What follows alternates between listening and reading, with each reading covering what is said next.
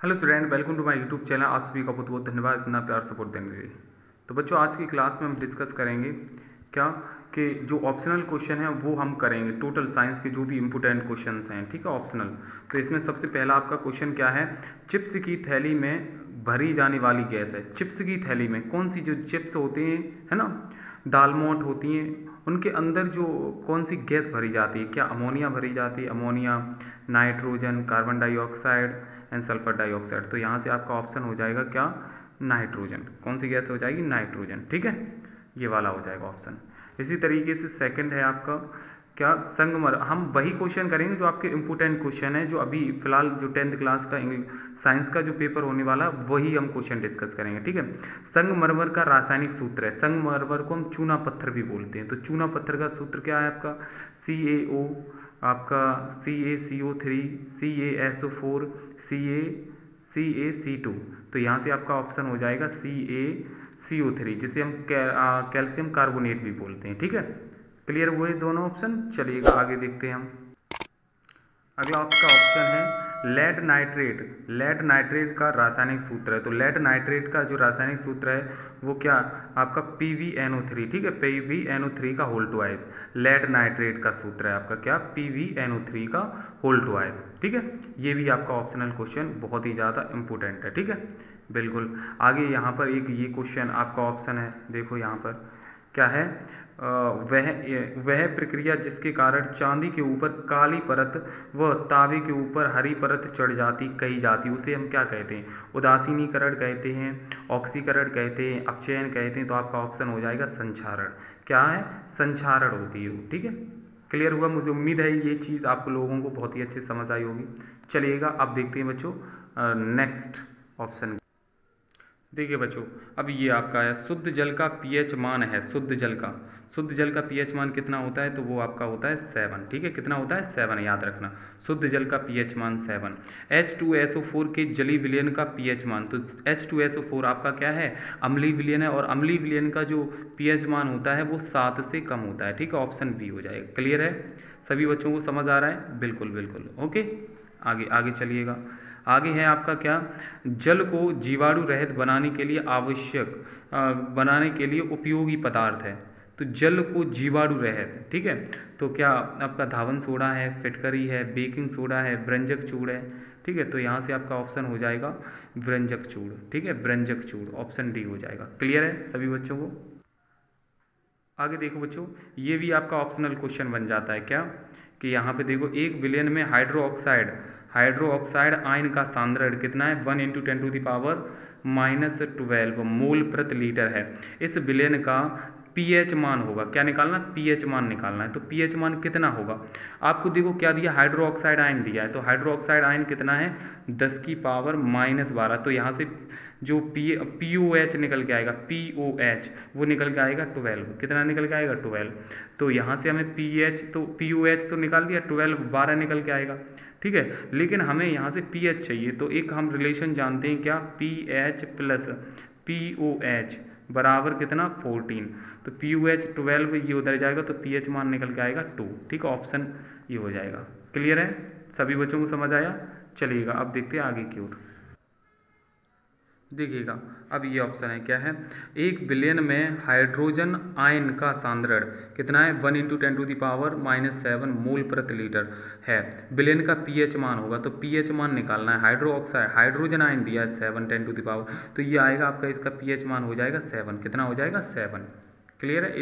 ये वाले मैंने जो क्वेश्चन है वो आपकी पूरी वीडियो प्रोवाइड कर दी है आपको। पीएच मान जिस बच्चे को नहीं आता है निकालना, आप पूरी वीडियो देख लीजिए, क्लियर हो जाएगा, ठीक है। एक आपका ऑप्शन ये वाला भी बनता है, अम्लीय विलयन का पीएच मान है, ठीक है। अम्लीय विलयन का पीएच मान, तो अम्लीय विलयन का पीएच मान कितना होता है भैया? 7 से कम होता है, 7 होता है, 7 से अधिक होता है 0। तो यहाँ से हो जाएगा ऑप्शन बी हो जाएगा, ठीक है।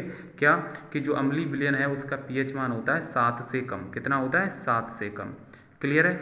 अब एक और यहाँ पर एक आ गया ऑप्शन क्या है? एक विलयन का पीएच मान 5 है। यह विलयन होगा कैसा? अम्लीय होगा, क्षारीय होगा, उदासीन होगा, इनमें से कोई नहीं। तो ऑप्शन हो जाएगा अम्लीय। क्या हो जाएगा? अम्लीय, ठीक है। तो वो विलयन होगा अम्लीय। क्लियर है? सभी बच्चों को समझ आया? ऐसे ही यहाँ पर एक और है ऑप्शन आपका, किसी विलयन का pH मान 7 है, यह विलयन होगा। तो ये अब विलयन भी कैसा होगा, अम्लीय होगा, क्षारीय होगा, उदासीन होगा, या इनमें से कोई नहीं। तो ये भी आपका ऑप्शन हो जाएगा अम्लीय। ठीक है, कैसा होगा, अम्लीय विलयन होगा ये भी। क्लियर है, बिल्कुल एकदम ओके। फिर एक और देखो आगे, ये वाला भी ऑप्शन है, क्या है, जल को जीवाणु रहित बनाने के लिए उपयोगी पदार्थ है, धावन सोडा, बेकिंग सोडा, फिटकरी, व्यंजक चूर्ण। तो आपका क्या हो जाएगा, व्यंजक चूर्ण हो जाएगा, जल को जीवाणु रहित बनाने के लिए। धावन सोडा का रासायनिक सूत्र है, तो धावन सोडे का आपका रासायनिक सूत्र क्या है, Na2CO3 × 10H2O। ठीक है, NaHCO3 NaCl NH4Cl। तो आपका ऑप्शन हो जाएगा Na2CO3 का Na2CO3 × 10H2O। क्लियर है, बिल्कुल। आगे देखो, एक और ऑप्शनल क्वेश्चन है आपका, क्या है, खाने के सोडे का रासायनिक सूत्र है। तो खाने के सोडे का Na2CO3 NaHCO3 NaHCO3 NaCl, ठीक है, NH4Cl। तो यहाँ से हो जाएगा आपका क्या, NaHCO3 ये हो जाएगा। ठीक है, ये किसका है, Na2CO3, ये आपका सोडियम कार्बोनेट का, ये आपका नमक का है, सोडियम क्लोराइड, और ये आपका क्या है, अमोनियम क्लोराइड। ठीक है, जिसे नौसादर भी बोलते हैं। क्लियर हुआ सभी बच्चों को, ओके। चलिएगा अब देखते हैं नेक्स्ट स्लाइड में। देखिए क्या है, पीतल है, पीतल आपका क्या है, उपधातु है, मिश्र धातु है, यौगिक है, या आपका विषमांगी मिश्रण है। तो आपका ऑप्शन हो जाएगा मिश्र धातु। ठीक है, पीतल कैसी है, मिश्र धातु है। वह क्रिया जिसके कारण चांदी के ऊपर काली परत और तांबे के ऊपर हरी परत चढ़ जाती है, वह कही जाती। तो उदासीनीकरण, ऑक्सीकरण, अपचयन, संचारण। तो आपका ऑप्शन हो जाएगा संचारण। क्लियर है, बिल्कुल। ये बच्चों ऑप्शनल क्वेश्चन हम आप लोगों को कवर कर, ये ऑप्शनल क्वेश्चन आपके लिए बहुत ज़्यादा इंपॉर्टेंट हैं। ठीक है, इस वीडियो में आपको टोटल मैं ऑप्शनल क्वेश्चन ही कराऊंगा जो आपके एग्जाम में इस बार आने ही वाले हैं। ठीक है, 100% यही क्वेश्चन आपके आएंगे ऑप्शनल।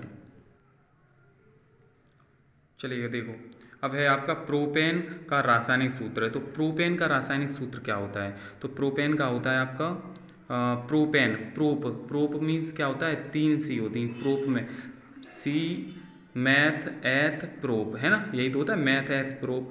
तो 1 2 3 C आ रही, 3 C देख लो आपके किस में, इसमें तो पहले में 1 ही C है, इसमें 4 C हैं, इसमें 2 C हैं, और इसमें 3 है। तो ऑप्शन कौन सा हो जाएगा भैया, सेकंड हो जाएगा। क्लियर हुआ सभी बच्चों को। चलिएगा आगे देखते हैं।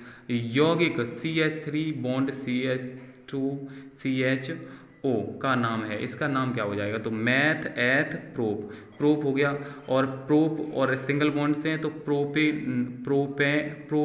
और CHO से क्या होता है, अल शब्द आता है, प्रोपेनल हो जाएगा इसका। तो देखो प्रोपेनल है कहीं, हाँ बिल्कुल, ऑप्शन ए हो जाएगा। क्या हो जाएगा, प्रोपेनल, ऑप्शन ए। प्रोपेनॉन नहीं होगा, ठीक है, ये भी नहीं होगा, तो प्रोपेनल हो जाएगा। क्लियर है सभी बच्चों को, मुझे उम्मीद है कि आप लोगों को अच्छे से चीज़ें समझ आ रही हैं।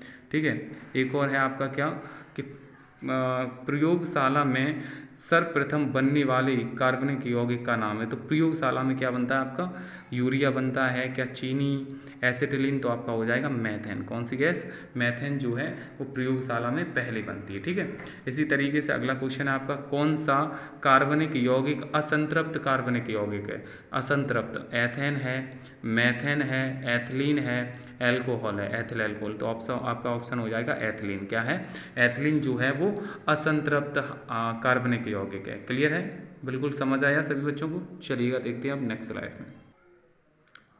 चलिए देखो, यहाँ पे है आपका नेक्स्ट क्वेश्चन, ब्यूटेनॉल में क्रियात्मक समूह है। तो ब्यूटेनॉन ऑन शब्द आ रहा है, तो ऑन किसके लिए आता है, CO के लिए। किसके लिए आता है, CO। ये हो जाएगा, सेकंड ऑप्शन हो जाएगा। फिर है एसिटिक अम्ल का IUPAC नाम है। तो एसिटिक अम्ल, इसका फॉर्मूला क्या होता है एसिटिक अम्ल का, ये होता है आपका CH3COOH, ये होता है। ठीक है, किसका, एसिटिक अम्ल का। तो इसका हमें IUPAC नाम लिखना है। तो मैथ एथ है ना, मैथ एथ हो गया।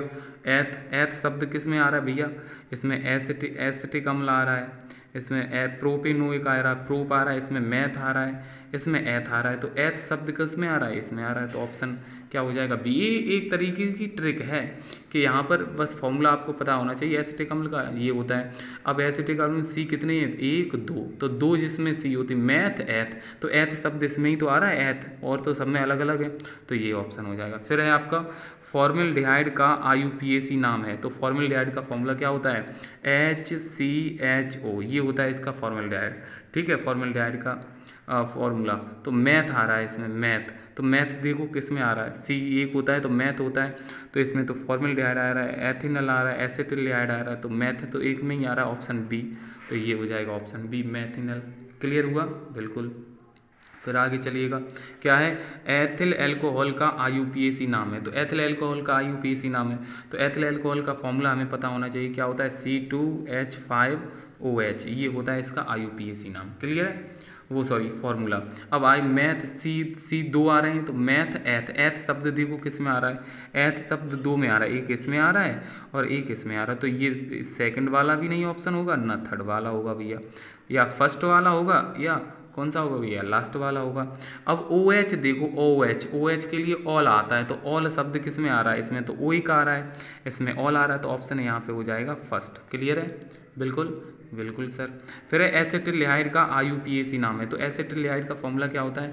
इसका होता है CH3CHO, ये होता है एसिटिल्डिहाइड का। तो मैथ एथ, एथ शब्द किस में आ रहा है भैया? एथ इसमें भी आ रहा है, इसमें भी आ रहा है। अब CHO के लिए क्या आता है? अल आता है, तो मैथ एथिनल हो जाएगा इसका। ठीक है, ऑप्शन बी हो जाएगा। क्लियर है सभी बच्चों को? ओके, एज इट इज़ बहुत ही अच्छे क्वेश्चन है आपके।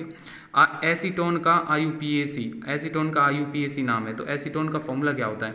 इसका होता है CH3COCH3, ये होता है।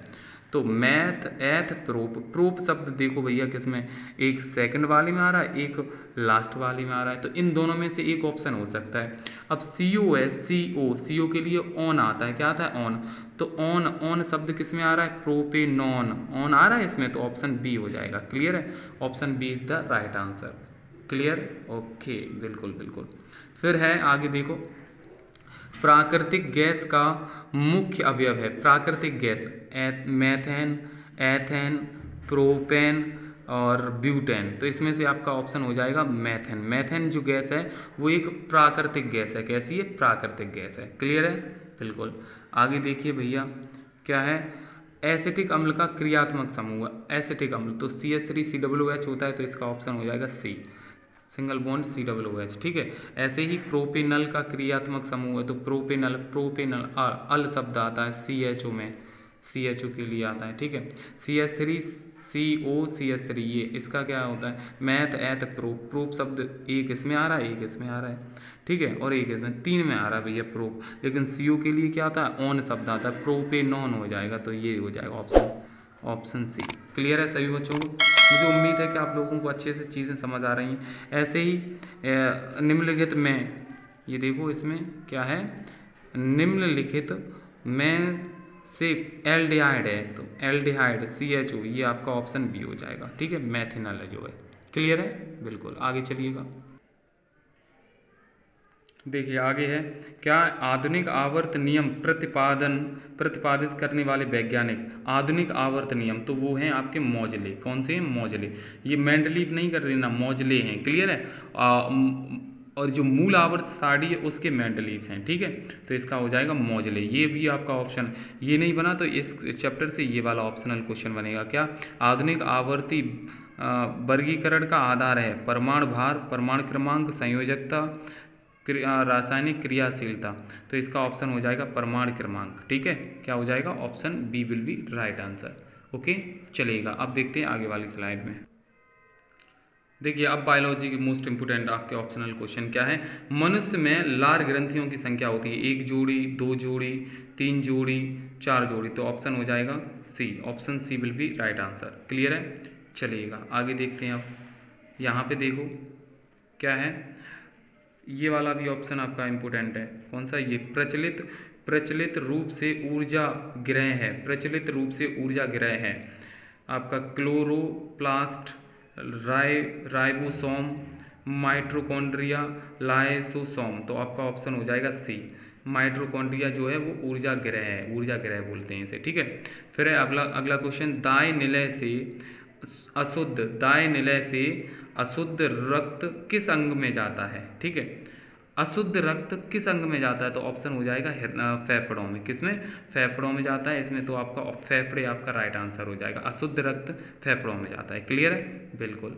आगे देखो क्या है, फेफड़ों से शुद्ध रक्त आता है दाएं अलिंद में, बाएं अलिंद में, बाएं निलय में, दाएं निलय में। तो यहाँ से आपका ऑप्शन हो जाएगा बाएं अलिंद। बाएं अलिंद में जो होता है वो आपका क्या है, फेफड़ों से शुद्ध रक्त आता है। क्लियर है? बिल्कुल। आगे देखिए, हीमोग्लोबिन महत्वपूर्ण भूमिका निभाता है उत्सर्जन में, श्वसन में, पाचन में, वृद्धि में। तो आपका ऑप्शन हो जाएगा हीमोग्लोबिन जो है वो आपका श्वसन में महत्वपूर्ण भूमिका निभाता है। किसमें? श्वसन में। क्लियर है? आगे देखिएगा, ये सभी मैंने छांट के टिक लगाए कि ये जो ऑप्शन जो हैं वो बहुत ही काफ़ी इंपॉर्टेंट हैं। ठीक है?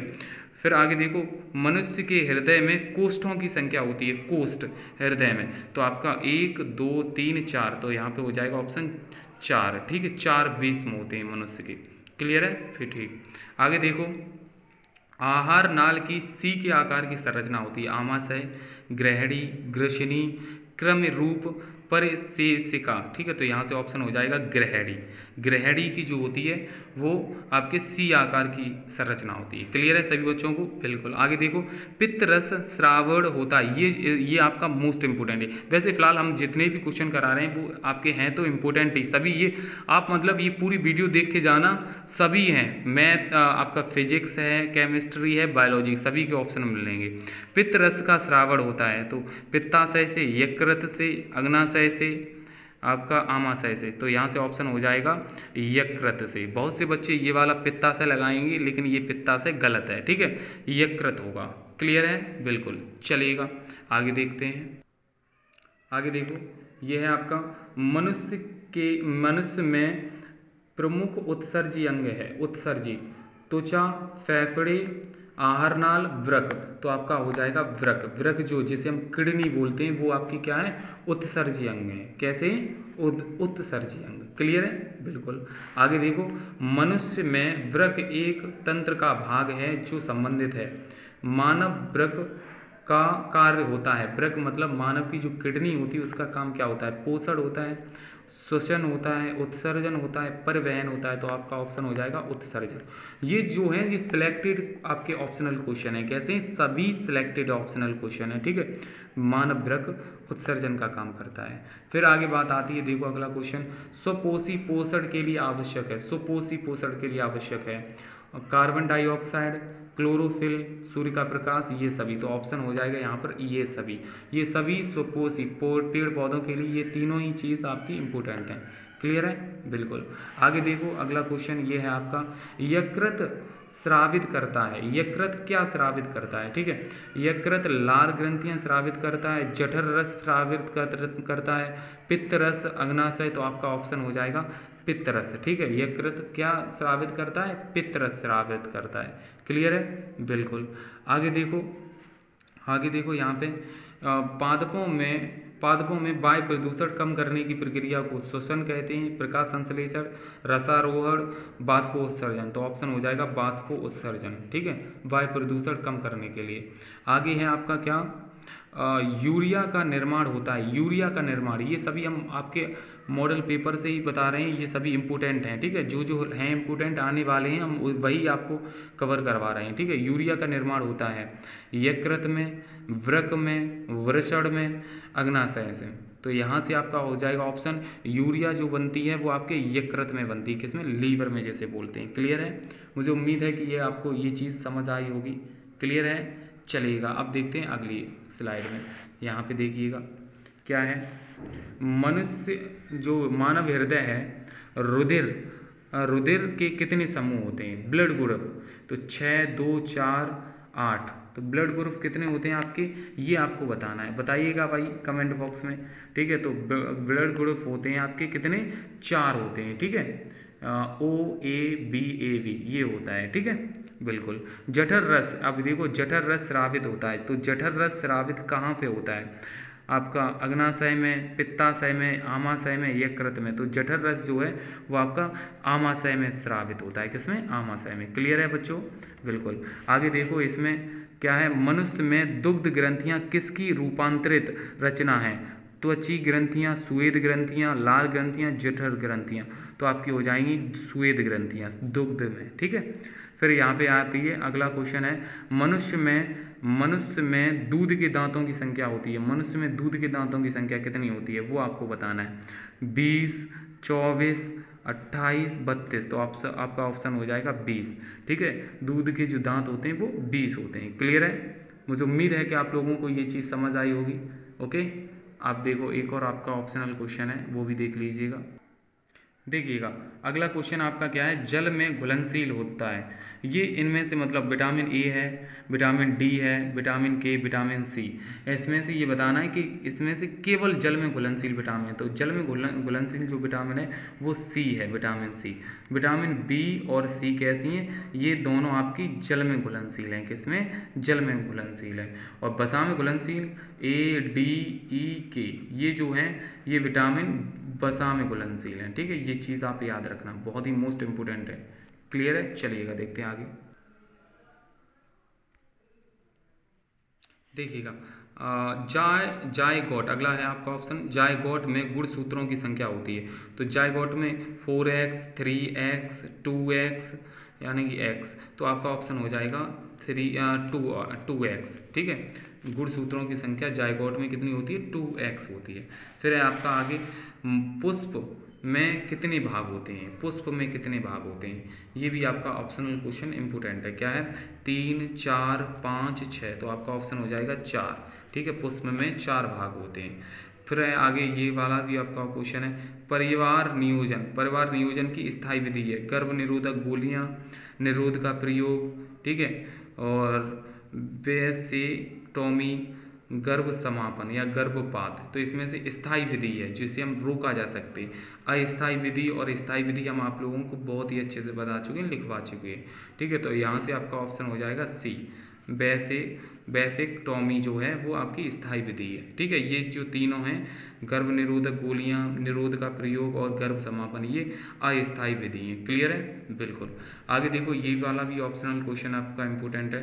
पुरुष में लिंग सूत्र होता है X Y, X X, X और वाई, तो यहाँ से हो जाएगा आपका ऑप्शन एक्स वाई जो है वो पुरुष में लिंग गुणसूत्र होता है।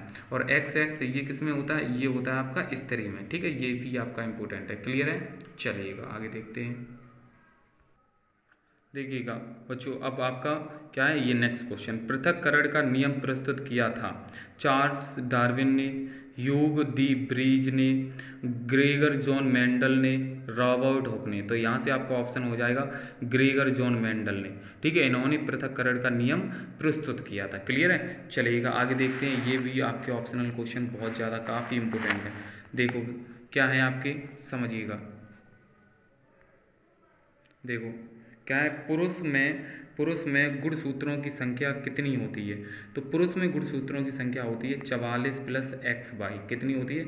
Option B 44 plus X Y. और 44 प्लस एक्स एक्स होती है, ये स्त्री में गुणसूत्रों की संख्या होती है। किसमें? स्त्री में। क्लियर? और पुरुष में कितनी होती है? 44 प्लस एक्स वाई। फिर है केंद्रक या गुणसूत्र बना होता है। केंद्रक किसका बना होता है? प्रोटीन से, आपका डीएनए से, आरएनए से और न्यूक्लियो प्रोटीन से। तो इसमें से आपको सही आंसर बताना है, ठीक है। तो गुणसूत्र जो होते हैं जिसे हम केंद्रक बोलते हैं, केंद्रक आपका न्यूक्लियो प्रोटीन से बना होता है। किससे बना होता है?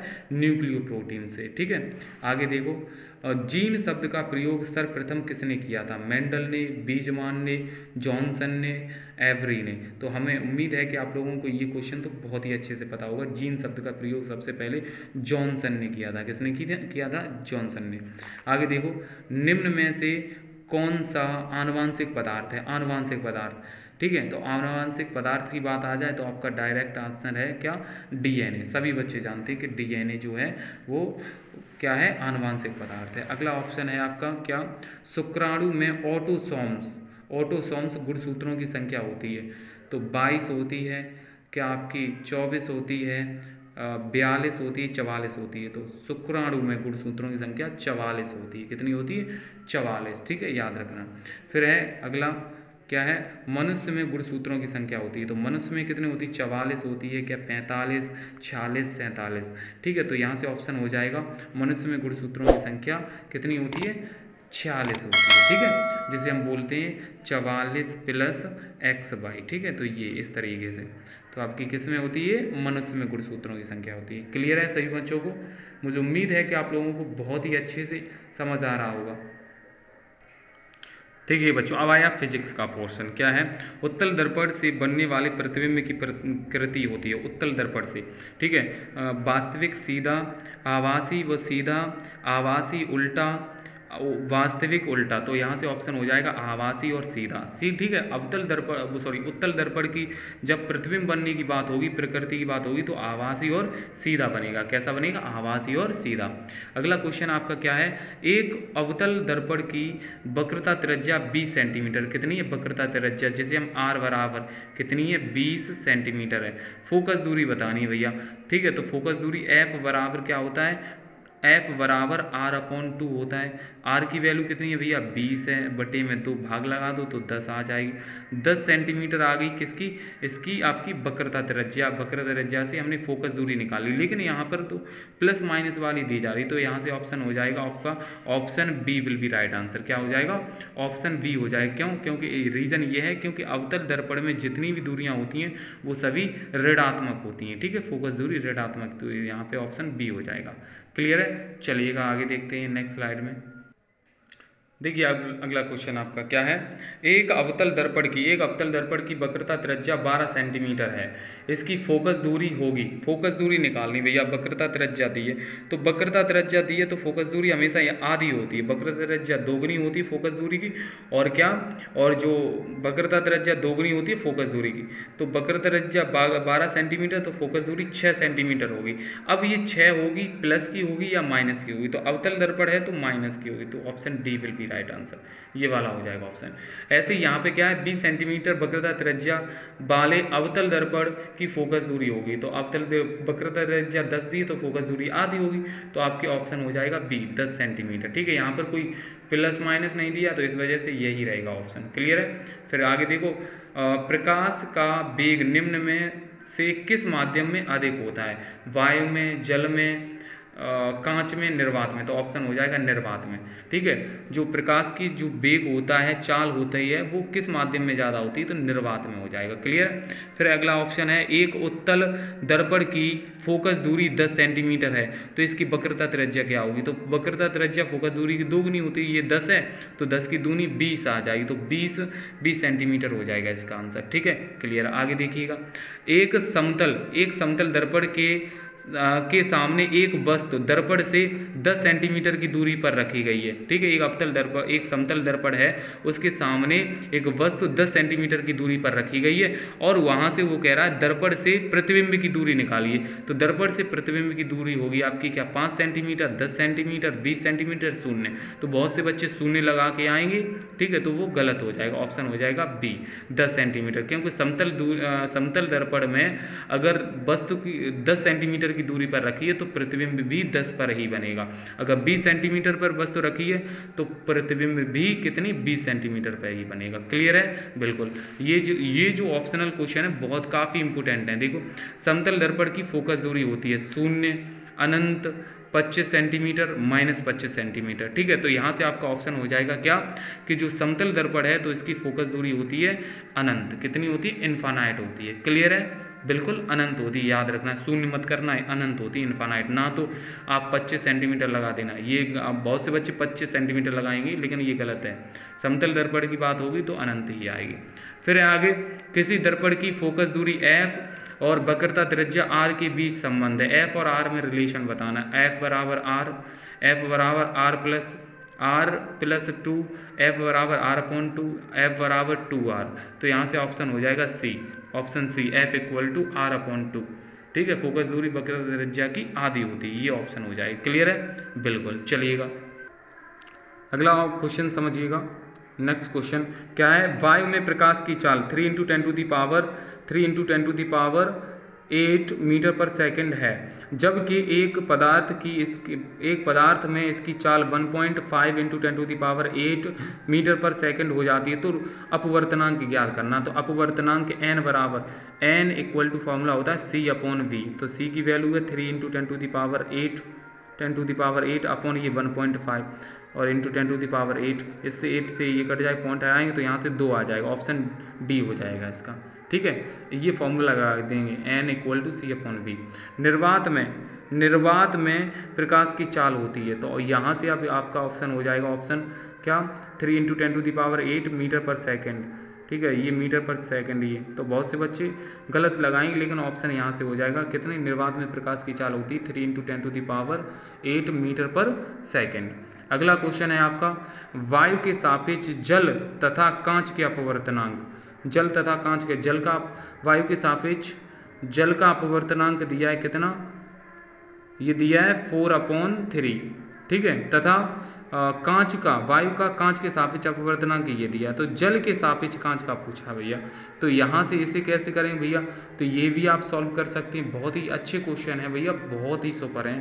ठीक है, आराम से हो जाएगा हैं, या बताओ सॉल्यूशन कराएं, तो यहाँ से आपका ऑप्शन हो जाएगा, सॉल्व करके देख लेना भैया, ये आपका ऑप्शनल क्वेश्चन भी बन सकता है और सॉल्व करने के लिए ज़्यादा आएगा भैया। कैसा, सॉल्व करने के लिए आएगा, यहाँ से वैसे ऑप्शन हो जाएगा इसका ये ऑप्शन डी। कैसे हो जाएगा वो आप सॉल्व करके देख सकते हैं।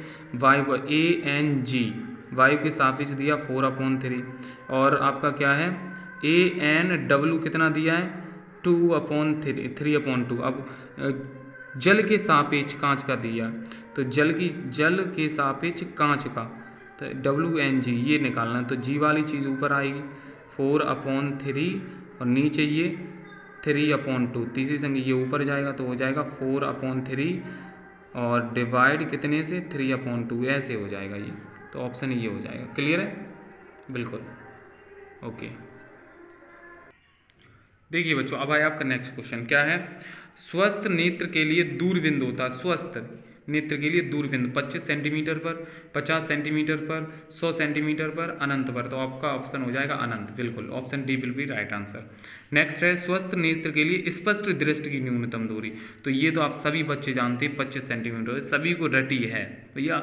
स्वस्थ नेत्र की अगर स्पष्ट दृष्टि की न्यूनतम दूरी होगी तो वो 25 सेंटीमीटर होगी। क्लियर है, आगे देखिएगा नेक्स्ट क्वेश्चन आपका क्या है, निकट दृष्टि दोष से पीड़ित व्यक्ति के लिए चश्मे में प्रयुक्त किया जाता है। निकट दृष्टि दोष से पीड़ित व्यक्ति है तो उसके चश्मे में क्या लगाया जाता है, उत्तल लेंस, उत्तल दर्पण, अवतल दर्पण, उत्तल लेंस, तो आपका अवतल लेंस होगा। ठीक है, यहाँ से अवतल लेंस हो जाएगा। निकट दृष्टि दोष से पीड़ित है व्यक्ति तो उसके चश्मे में अवतल लेंस लगाया जाएगा। ठीक है, और दूर दृष्टि से पीड़ित व्यक्ति है तो उसके में उत्तल आएगा। ठीक है, निकट में अवतल लेंस आएगा और दूर दृष्टि दोष में उत्तल आएगा। क्लियर है, ये चीज आप याद रखना, लेंस होगा यहाँ पर। क्लियर है, चलिएगा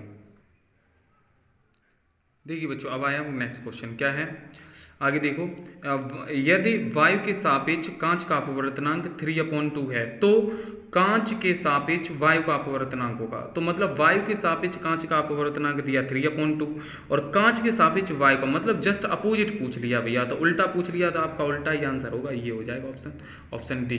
ठीक है, 2/3 हो जाएगा। वायु के सापेक्ष कांच का अपवर्तनांक दिया है 3/2 और कांच के सापेक्ष वायु का पूछा गया है। ठीक है, तो यहाँ से हो जाएगा आपका क्या, अपोजिट पूछा है, देखो आप, वायु के सापेक्ष कांच का अपवर्तनांक 3/2 और यहाँ पे कह रहा है तो कांच के सापेक्ष वायु का, तो अपोजिट है, तो अपोजिट आपका ऑप्शन डी हो जाएगा। क्लियर है, ठीक है, आगे देखो नेक्स्ट क्वेश्चन, जब श्वेत प्रकाश कांच के प्रिज्म में से गुजरता है, कौन सा, ये वाला है, चलो ये देख लो पहले। जब श्वेत प्रकाश प्रिज्म में से गुजरता है तो सर्वाधिक विचलन होता है, प्रिज्म में से गुजरता है तो सर्वाधिक विचलन होता है, किसका होता है भैया, लाल रंग का होता है, पीले रंग का होता है, बैगनी रंग का होता है, हरे रंग का होता है, तो ऑप्शन हो जाएगा option C will be right answer. बैगनी रंग का सबसे ज्यादा विचलन होता है। ठीक है, बिल्कुल, आगे देखो नेक्स्ट क्वेश्चन है, जब श्वेत प्रकाश कांच के प्रिज्म में से गुजरता है, ये चैप्टर बहुत ज़्यादा इंपॉर्टेंट है, कांच के प्रिज्म से गुजरता है तो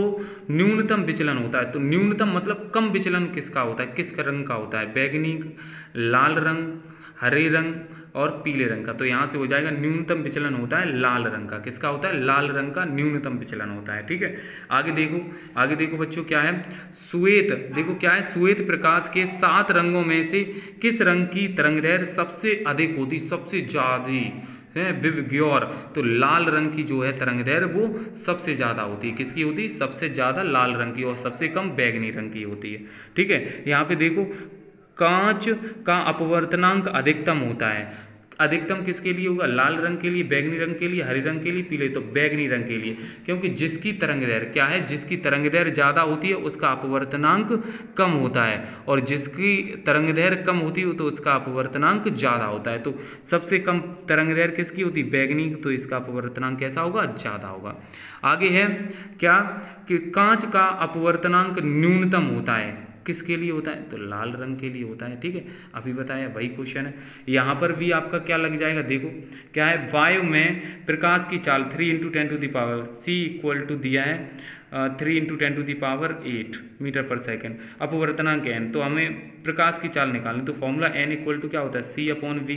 अब हमें यहाँ से क्या निकालना भैया? प्रकाश, ये इधर भेजो, ये इधर भेज दो, तो क्या हो जाएगा? v equal to c/n। तो c की वैल्यू कितनी है? 3 × 10⁸ अपॉन v की वैल्यू कितनी है? n की वैल्यू 3/, ये ऊपर जाएगा, तो आपका 30 संख्या ऊपर गई, तो 9/4 और गुणा 10 की वजह इसमें भाग लागो तो 2 पॉइंट कुछ होगा, 2 पॉइंट, और ठीक है, तो ये आपका ऑप्शन हो जाएगा, option A will be right answer. Clear है बच्चों? सभी बच्चों को समझ आ रहा है ना? बिल्कुल आना भी चाहिए। ठीक है, ऐसे ही ये वाला भी हो जाएगा ना? कैसे? वायु में प्रकाश की चाल ये है, अपवर्तनांक ये है, तो v इक्वल टू लगा दो c/n। c की वैल्यू कितनी है? 3 × 10⁸ अपॉन n की वैल्यू कितनी है? 3/2। तीसरी संख्या ऊपर जाएगी, इससे ये कट जाएगा, तो 2 × 10⁸ हो जाएगा। Option A will be right answer. ठीक है, समझ आया सभी बच्चों को? चलिएगा देखते हैं नेक्स्ट स्लाइड में। देखिए बच्चों, अब आया आपका नेक्स्ट क्वेश्चन। क्या है? एक इलेक्ट्रॉन पर आवेश होता है। एक इलेक्ट्रॉन पर आवेश कितना होता है सर? 1.6। हमारे सर ने तो बताया था 1.6 × 10⁻⁻19 कूलाम होता है, लेकिन यहाँ तो प्लस माइनस का भी लफड़ा है, तो हाँ, इलेक्ट्रॉन पर होता है -1.6 × 10⁻⁻19। ठीक है, -1.6 × 10⁻⁻19 कूलाम। ठीक है, ये हो जाएगा option B will be right answer. आगे है प्रतिरोध का मात्रक है, तो प्रतिरोध का एम्पियर नहीं होगा भैया, बोल्ट, एम्पियर तो धारा का होता है, बोल्ट विभवांतर का होता है, कूलाम आवेश का होता है, प्रतिरोध का मात्रक होता है ओम। ठीक है, option C will be right answer. ऐसे ही है क्या? प्रत्येक 4 ओम के 4 चालक तारों को समांतर क्रम में जोड़ते हैं तो इसका तुल्य प्रतिरोध होगा, तो इसका फॉर्मूला होता है R equal to R equal to R1/n। तो R1 की वैल्यू 4, कितने हैं? 4, तो यहाँ से डिवाइड करेंगे 1 ओम निकल के आएगा, option A will be right answer. ठीक है, ऐसे ही यहाँ पर है 1.5 वोल्ट के विद्युत वाहक बल का आंतरिक प्रतिरोध 3 ओम है, तो प्राप्त धारा अधिकतम, तो वही लगा दो भैया, I equal to V/R। V की वैल्यू कितनी है? 1.5, R की वैल्यू कितनी है? ठीक है, R की वैल्यू आपकी 3, तो यहाँ से ये पॉइंट रहा नीचे 0 हो जाएगा, तो ये 0 पॉइंट कितना हो जाएगा भैया?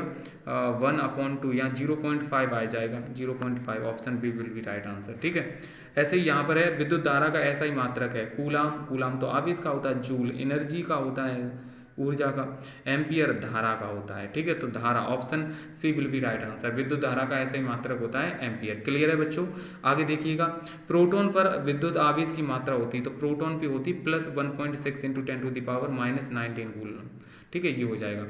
ओम का नियम का सूत्र है, तो V इक्वल टू IR, ये हो जाएगा, option C will be right answer, V equal to IR। ठीक है, ऐसे यहाँ भी ओम के नियम में क्या होता है, तो I equal to V/R, I equal to V/R, option D will be right answer, ये हो जाएगा इसका।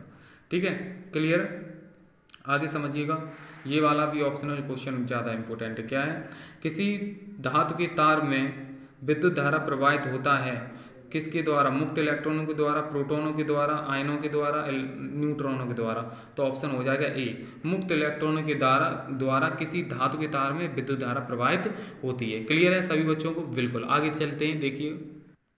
देखो आगे अगला क्वेश्चन क्या है आपका, एक माइक्रो ओम का मान होता है, 1 माइक्रो ओम का मान होता है 10⁻⁻6 ओम। ठीक है, इतना होता है, याद रखना। ठीक है, अगर मिली ओम की बात होगी थी तो 10⁻⁻3, नैनो ओम की बात होती तो 10⁻⁹। ठीक है, तो यहाँ माइक्रो की है तो 10⁻�6।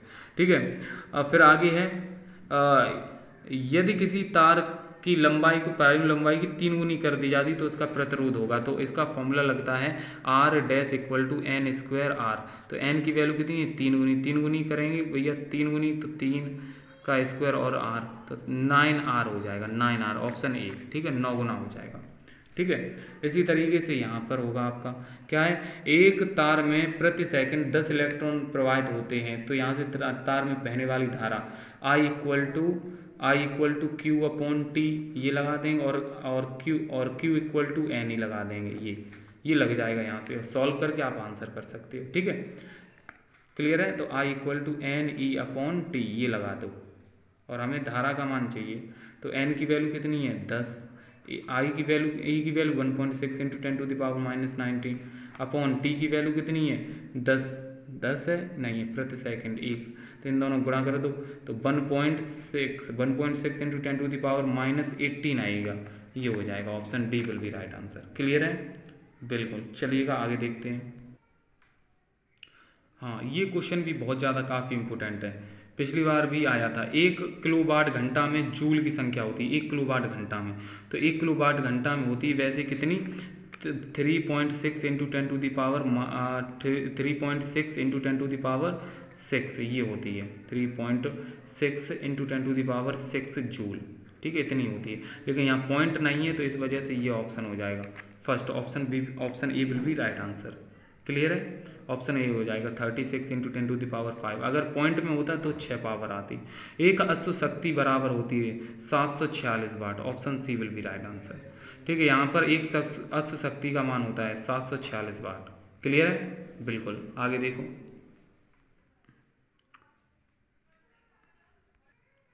देखिए बच्चों अगला क्वेश्चन है आपका, विद्युत ऊर्जा की इकाई है, इकाई मात्रक वाट, किलोवाट प्रति घंटा, किलोवाट घंटा, तो इसमें से आपको राइट आंसर बताना है भैया कौन सा होगा यहाँ से, ठीक है। तो आपका ऑप्शन हो जाएगा किलोवाट घंटा, ये विद्युत ऊर्जा का क्या है, इकाई है, इकाई मात्रक जिसे हम बोलते हैं, ठीक है। ऐसे यहाँ पर एक विद्युत बल्ब पर 100 वाट और 250 वोल्ट लिखा है, तो इसमें प्रतिरोध निकालना R इक्वल टू, तो R इक्वल टू फॉर्मूला होता है V स्क्वायर अपॉन P, तो V की वैल्यू कितनी है भैया, V है आपका कितना 250, तो 250 गुणा 250 बट्टे में P कितनी है भैया 100, तो ये काट दो भैया, तो ये 0 0 25 गुणा करेंगे 625, option B will be right answer, ठीक है। क्लियर होगा, समझ आ रहा है ना, बिल्कुल आना चाहिए।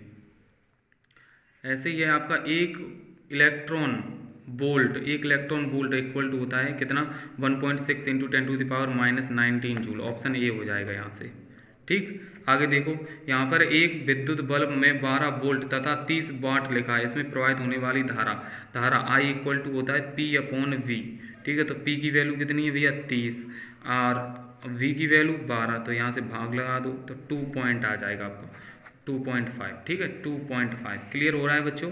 आगे देखो, नेक्स्ट क्वेश्चन ये है, क्या ताप बढ़ाने पर किसी चालक का प्रतिरोध अपरिवर्तित रहता है, बढ़ता है, घटता है, कभी बढ़ता है कभी घटता है, तो यहाँ से आपका ऑप्शन हो जाएगा किसी ताप बढ़ाने पर किसी चालक का प्रतिरोध बढ़ता है, याद रखना, ठीक है। ये भी आपका ऑप्शनल क्वेश्चन बहुत ही इंपॉर्टेंट है, ठीक है।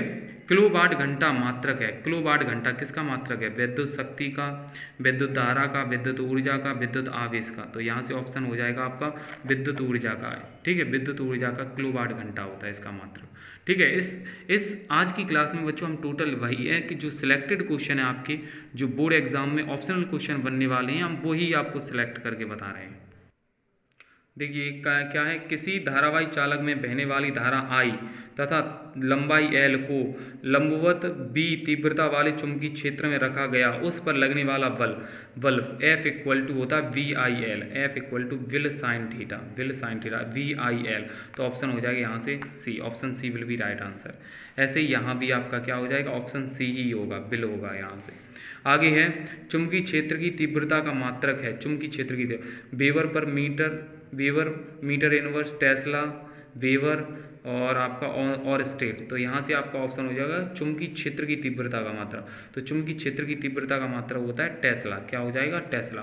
फिर आगे चुंबकीय क्षेत्र की तीव्रता का मात्रक है, तो यहाँ पर आपका ऑप्शन जो हो जाएगा वो हो जाएगा न्यूटन प्रति ampere metre, option B will be right answer, ये हो जाएगा यहाँ पे, ठीक है, ऑप्शन बी हो जाएगा न्यूटन प्रति एम्पियर मीटर। फिर है आगे, निम्न में से कौन सा मात्रक चुंबकीय क्षेत्र का नहीं है, weber metre, tesla, gauss, newton ampere metre, ठीक है, चुंबकीय क्षेत्र का नहीं, तो ऑप्शन हो जाएगा यहाँ से डी, ऑप्शन डी हो जाएगा यहाँ से, option D, Newton ampere, Newton प्रति एम्पियर स्क्वायर, ये नहीं है। और तो ये सभी जो हैं वो किसके मात्रक है, चुंबकीय क्षेत्र के। चुंबकीय क्षेत्र का मात्रक है वेबर पर मीटर स्क्वायर, वेबर प्रति मीटर, ऑप्शन ये हो जाएगा।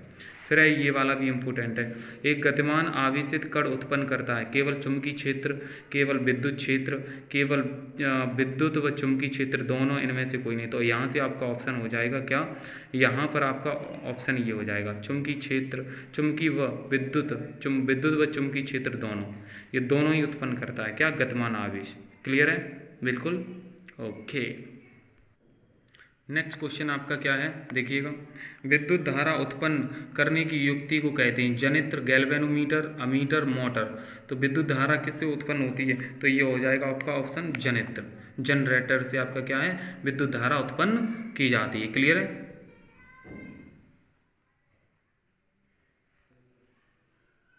देखो आगे क्वेश्चन है आपका क्या, यांत्रिक ऊर्जा को विद्युत ऊर्जा में बदलने वाला यंत्र है, मोटर है, डायनमो है, विद्युत धारा नमापी है। ठीक है, तो यहाँ से आपका ऑप्शन हो जाएगा क्या, यांत्रिक ऊर्जा को विद्युत ऊर्जा में बदलता है क्या, आपका एक डायनमो है। ठीक है, विद्युत मोटर भी हो जाएगा, विद्युत मोटर क्या है, ये विद्युत ऊर्जा को किस में, यांत्रिक ऊर्जा को विद्युत ऊर्जा में बदलता है। विद्युत मोटर परिवर्तित करता है क्या, यांत्रिक ऊर्जा को विद्युत ऊर्जा, option C will be right answer. Clear है, ओके चलिएगा आगे देखते हैं। अगला क्वेश्चन है, निम्नलिखित में से किसमें ऊर्जा का स्रोत नाव की संलयन अवक्रियाएं हैं, नाव की संलयन अवक्रियाएं। तो यहाँ से आपका केवल तारे व सूर्य दोनों, न तो तारे ना ही सूर्य, केवल सूर्य। तो यहाँ से ऑप्शन हो जाएगा तारे व सूर्य दोनों नाव की संलयन जुड़ते हैं। ठीक है, क्लियर है। और एक क्वेश्चन आपका ये भी बनता है कि ऊर्जा का सबसे बड़ा स्रोत क्या है, तो ऊर्जा का सबसे बड़ा स्रोत जो है वो सूर्य है। क्लियर है। अगला क्वेश्चन है आपका क्या, 1970 में चिपको आंदोलन कहाँ आरंभ हुआ था, गढ़वाल में, कुमाऊं में, हिमाचल प्रदेश में, असम में। तो यहाँ से हो जाएगा ऑप्शन गढ़वाल राजस्थान में। ठीक है, चिपको आंदोलन यहाँ पे स्टार्ट हुआ था। गंगा सफाई कार्य योजना किस वर्ष प्रारंभ हुई, तो 1986 में। ठीक है, उत्तर प्रदेश में स्थित प्रमुख राष्ट्रीय उद्यान है, कान्हा राष्ट्रीय उद्यान, दुधवा राष्ट्रीय उद्यान, कार्बेट राष्ट्रीय उद्यान और काजीरंगा राष्ट्रीय उद्यान। तो यहाँ से हो जाएगा दुधवा राष्ट्रीय उद्यान। ठीक है, ये आपका ऑप्शनल क्वेश्चन है। ठीक है, और चिपको आंदोलन किसने स्टार्ट किया था, किसके, तो वो सुंदरलाल बहुगुणा, भी आपका ऑप्शनल ये भी बन जाता है, सुंदरलाल बहुगुणा हो जाएगा, चिपको आंदोलन के जो मेन लीडर थे वो। फिलहाल आपके ये जो क्वेश्चन थे ये आपके मोस्ट इंपोर्टेंट क्वेश्चन थे जो हमने आपको बहुत ही अच्छे से कवर कराए। ठीक है, इतना आप कवर कर लोगे तो आपके ऑप्शनल क्वेश्चन इन्हीं में से मिलेंगे। ठीक है, यही ऑप्शनल क्वेश्चन आपके एग्जाम में एज इट इज मिल जाएंगे, आप देख लेना। ठीक है, 10 नंबर आपके पक्के हो जाएंगे। ठीक है, तो फिलहाल और भी आपके जो भी डाउट हो तो वो कमेंट